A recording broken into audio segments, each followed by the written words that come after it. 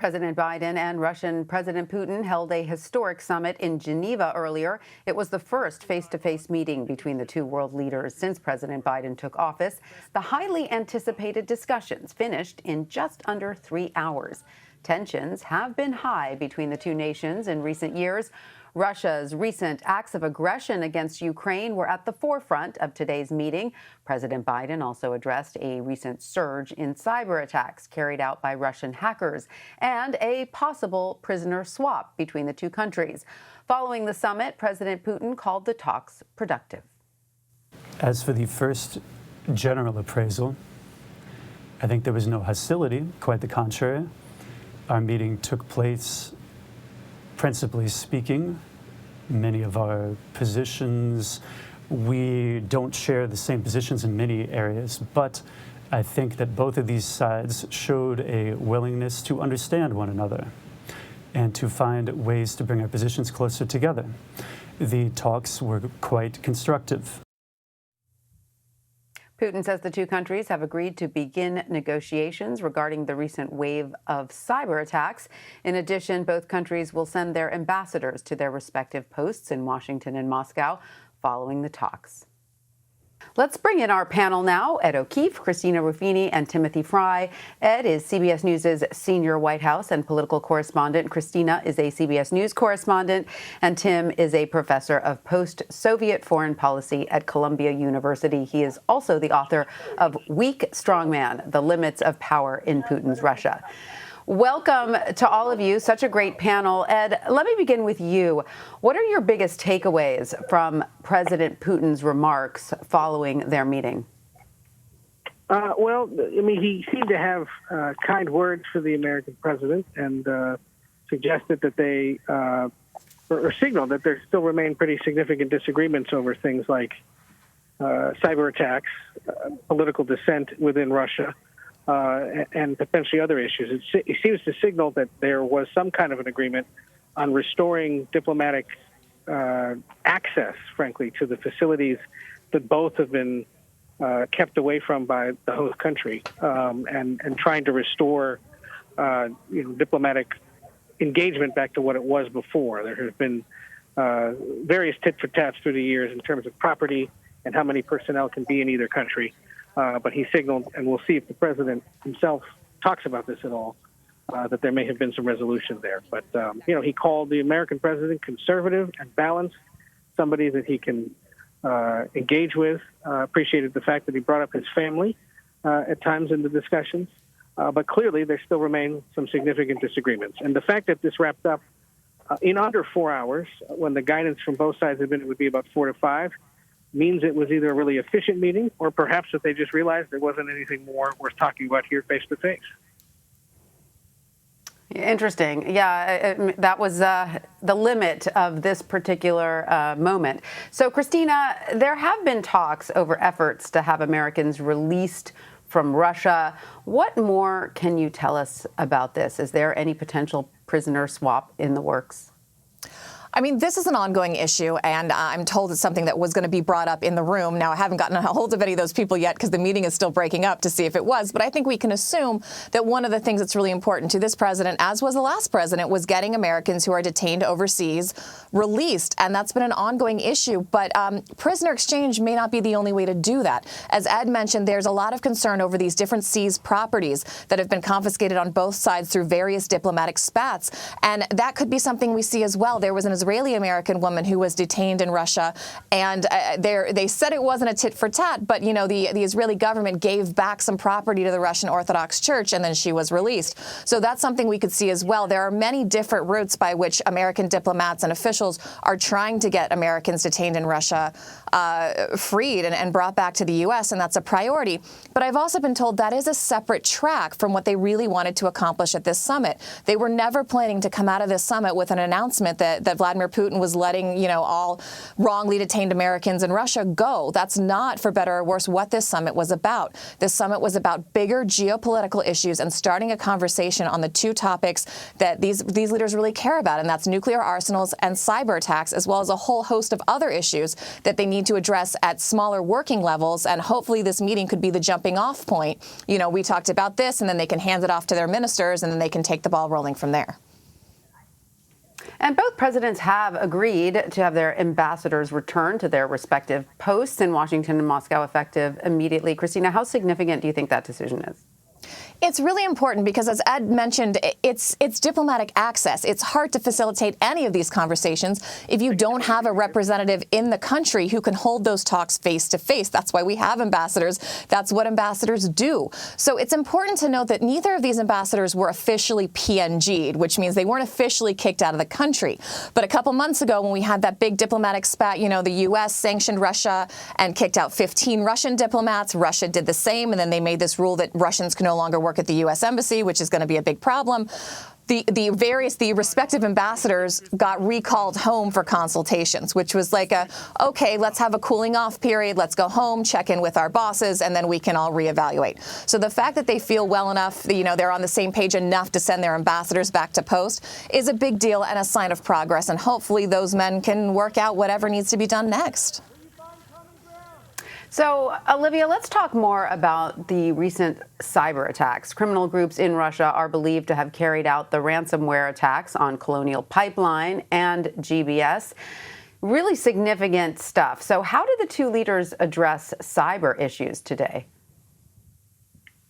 Tanya, I thought this was one of the most interesting parts of the presser that President Putin just delivered, because in typical fashion, he sought to turn the table on the United States, saying that the majority of cyber attacks are actually stemming from the United States, not from Russia, saying that Russia had raised dozens, as many as 45 demands with the United States for information regarding cyber incidents in Russia, including one on a major health facility that he alluded to, and had received no response. So he said, we've got some work on our plate in terms of sorting all of that out.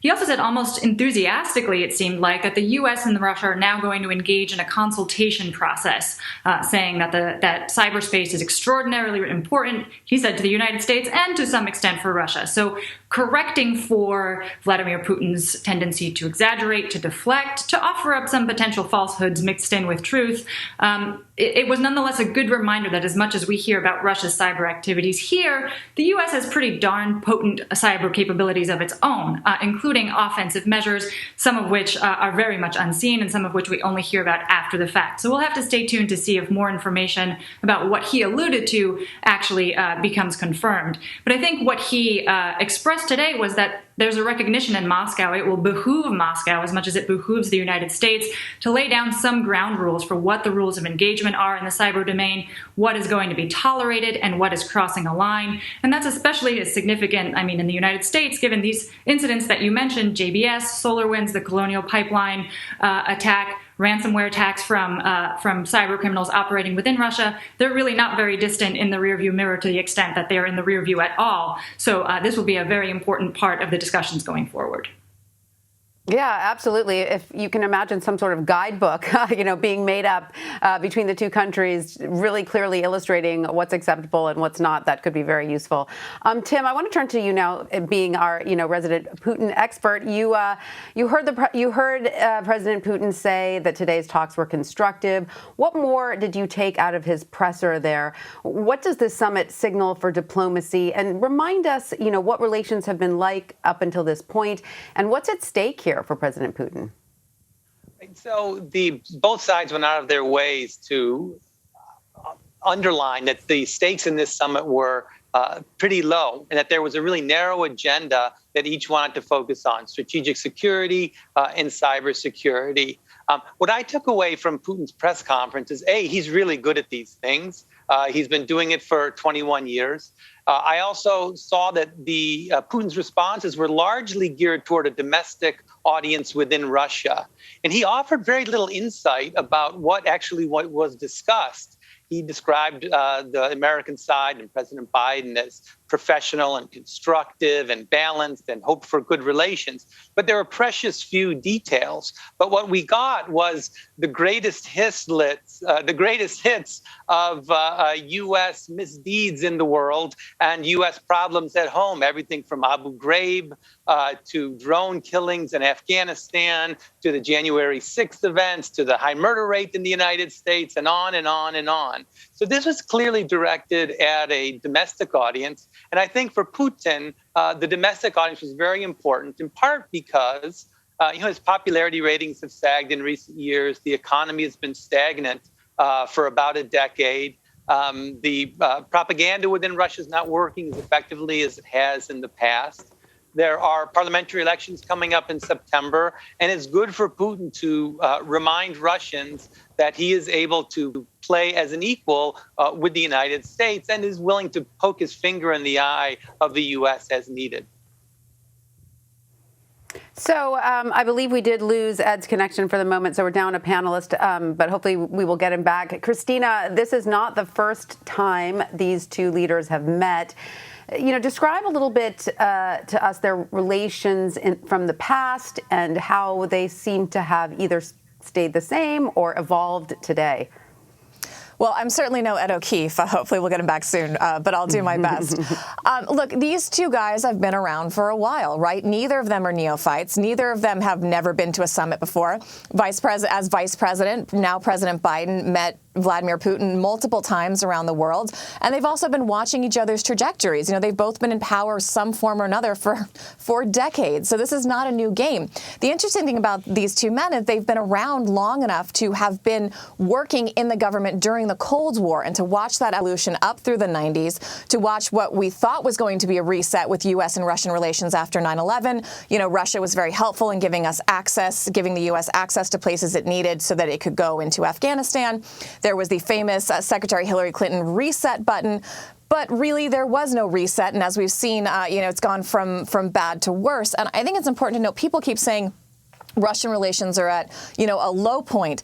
But in the last couple years, there hasn't really been a high point. It's been a difficult, troubled relationship. And that's because these are two very powerful countries with very differential competing ideals. So it's never going to be, Russia and the U.S. just don't see the world through the same lens. So you're working from a starting point that's different right away. So that's already a problem. But these two men, like I said, they've been around, they know each other, they know the game, they know how this works, and they're both serious players. So they're going to get in there, and I don't think there's a lot of BS, for lack of a better term. They both came into the room with things that they wanted to do, and we'll have to see how much they were able to accomplish that in the weeks and months to come, as this kind of filters down through the staff and the people who actually will take this to action. Right. Olivia, I want to get back to what we were talking about earlier, that the U.S. and Russia will begin these consultations over cybersecurity issues, because I think that's really, really interesting. Do we have any more details around what this might entail? And how has Russia responded to previous efforts from the U.S. to deter Russian interference? Yeah, Tanya, I think a lot of people are on tenterhooks for more of those details. We don't really know yet what the consultations are going to look like, who they're going to involve. You'll assume that there will be at more of a working level than the principals who discussed the matter today, although it is meaningful, of course, that there appears to be some overlap in this Venn diagram of interest between the U.S. and Russia within the cyber domain, because, again, as we've talked about, those rules of the road don't really exist right now. When you ask about deterrence and how well it's worked vis-a-vis Moscow in the past, I think in a phrase you can say not so well. You can recall even during the Trump administration, a more favorably disposed administration, the Russians were very swiftly named and shamed for their 2016 election interference. The U.S. issued a series of sanctions, diplomatic expulsions. Cyber Command later took down some Russian entities, took them offline ahead of the 2018 midterm elections, when we knew the Russians were going to go engage in interference another time. And did any of that work? I think that you can point to the ample evidence that has characterized these roiling past few months of Russian activity in SolarWinds, the ransomware attacks that have at least the silent acquiescence acquiescence of the Russian government, if not its encouragement. Again, that interference in 2018 and 2020, it suggests that they are very much undeterred by everything that the Americans brought at them up until now. And so it's unclear whether the new package of sanctions that the Biden administration brought earlier this year had any other material effect. This is your regular reminder that deterrence in the cyber domain is very, very hard. It's not established. There are no international norms or treaties governing this behavior. So to the extent that these two very significant cyber players are admitting, okay, we need to stop and identify some red lines, is again very, very meaningful.